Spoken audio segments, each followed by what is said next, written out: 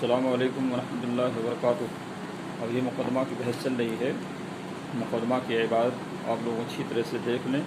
اور اس کا ترجمہ غور سے سن لیں۔ وَإِنِّي إِذَا نَصَبْتُ الْحَدِيثَ عَلَيْهِمْ، یہ مؤلف مشکات کہتے ہیں کہ جب میں کسی حدیث کو ان اماموں کی جانب منسوب کروں،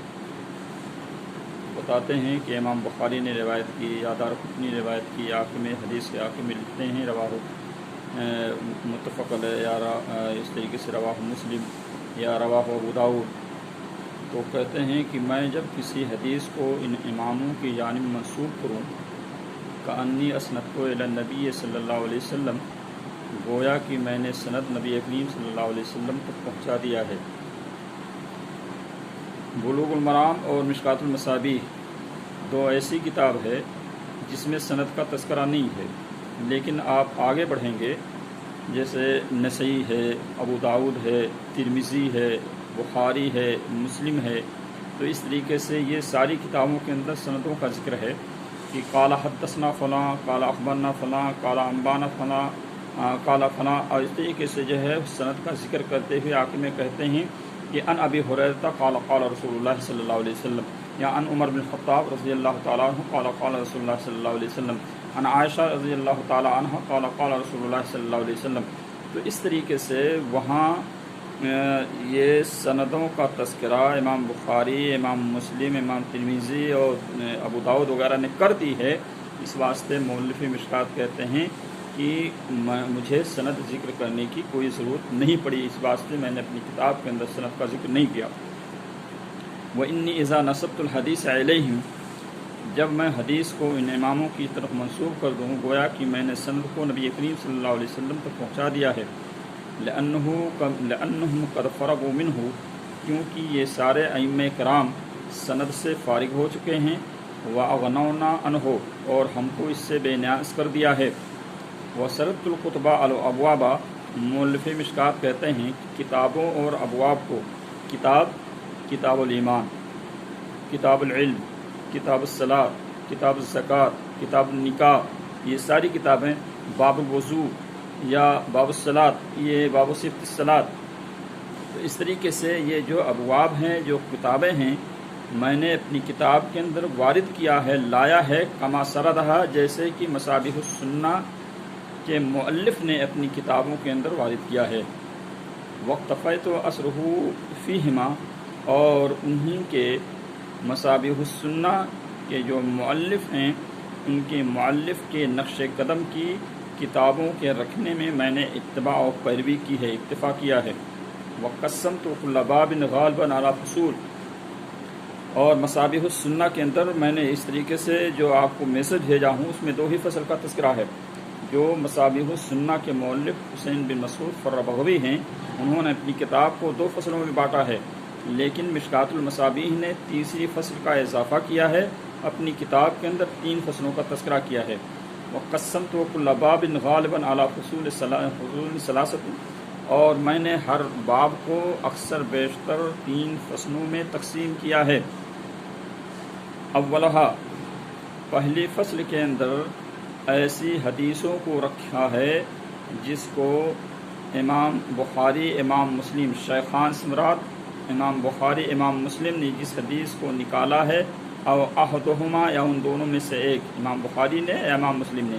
متفق علیہ کی روایتوں کو یا بخاری کی، امام مسلم کی روایتوں کو پہلی فصل کے اندر جگہ دی ہے، پہلی فصل کے اندر رکھا ہے۔ تو ما اخرج الشیخان، امام بخاری، امام مسلم نے جس کو نکالا ہے یا ان دونوں میں سے کسی ایک نے، واقتفیت بہما، اور انہی امام بخاری، امام مسلم کی حدیثوں کو لانے میں میں نے اکتفا کیا ہے۔ وَإِنِ اشْتَرَكَ فِيهِ الْغَيْرُ، اگرچہ احادیث صحیحہ، صحیح احادیث ہونے میں دوسرے لوگ بھی مشترک ہیں، یعنی روایت بالکل صحیح ہے، جیسے امام ابو داؤد ہیں، امام ترمذی ہیں، امام نسائی ہیں، سب کے سب صحیح رہی حدیث لائے ہیں، لیکن پھر بھی میں نے پہلے فصل کے اندر امام بخاری، امام مسلم کی حدیثوں کو رکھا ہے۔ وجہ کیوں؟ لعلو درجتہما، امام بخاری، امام مسلم شیخین کا رتبہ، مرتبہ اور درجہ تمام راویوں کے اندر بلند ہونے کی وجہ سے، وثانیہ اور دوسری فصل کے اندر ایسے حدیثوں کا میں نے وارد کیا ہے جو ان دونوں کے علاوہ مذکورہ اماموں نے مذکورہ امام بخاری، امام مسلم کو چھوڑ کر کے امام نسائی ہیں، امام ترمذی ہیں، تو دوسری فصل کے اندر ایسے حدیثوں کو لایا ہوں جو ان دونوں کے علاوہ نے مذکورہ اماموں میں سے وارد کیا ہے۔ وثالثہما اور تیسری فصل کے اندر ایسی روایتوں کو رکھا ہے جو معنی کے باب پر مشتمل ہے، مناسب تعلق کے ساتھ راویوں کے شرطوں کا لحاظ کرتے ہوئے، وَإِنْ كَانَ مَأْثُورًا عَنِ السَّلَفِ وَالْخَلَفِ، اگرچہ وہ سلف اور خلف سے منقول ہو۔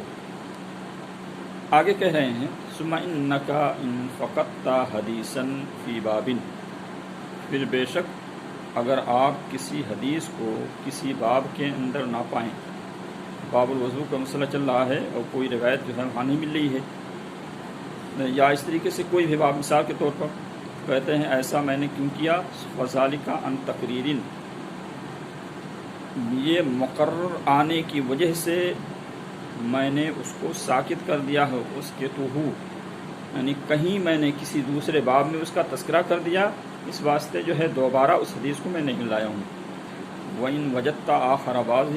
اور اس کی بعض دوسری حدیثوں کو آپ پائیں یہ متروکن علی اختصاری ہی، چھوڑا ہوا، دوسری جگہ کہہ رہے ہیں کہ مطلب کہ بہت مختصر روایت ہے، تو اس کے اختصار کی بنیاد پر میں نے وہاں اس کو چھوڑ دیا ہے،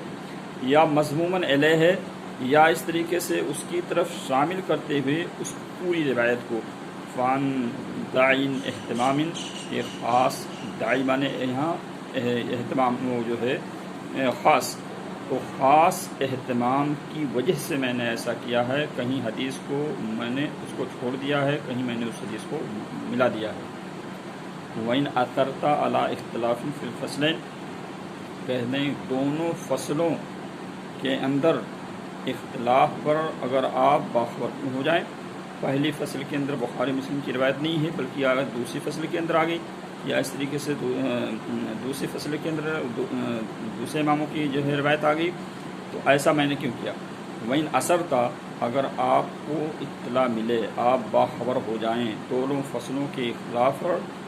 شیخین کے ذکر کے علاوہ پہلی فصل میں اور ان دونوں کا ذکر ہو جانا دوسری فصل میں، فعلم، تو آپ جان لیں کہ انی بعد تتبع کتاب الجمع بین الصحیحین الحمیدی، حمیدی کی جمع بین الصحیحین کی کتابوں کے تلاش و جستجو کے بعد، جامع اصول کی کتابوں کے تلاش و جستجو کے بعد، اعتمد، تو میں نے جو ہے اعتماد بھروسہ کیا شیخین کے صحیحین پر اور ان کے متنوں پر بھروسہ کرتے ہوئے میں نے ایسا کر دیا ہے۔ گویا کہ میں نے بہت زیادہ تلاش و جستجو کی، لیکن اس طریقے سے پہلی دفعہ مجھے وہ روایت نہیں ملی، دوسری مرتبہ جب تلاشا تو وہ روایت ملی، اس واسطے میں نے جو ہے یہ مختلف کر دیا، یعنی پہلی فصل کے اندر امام بخاری، امام مسلم کو چھوڑ کر دوسرے لوگوں کی روایت لے آئی، اور اس طریقے سے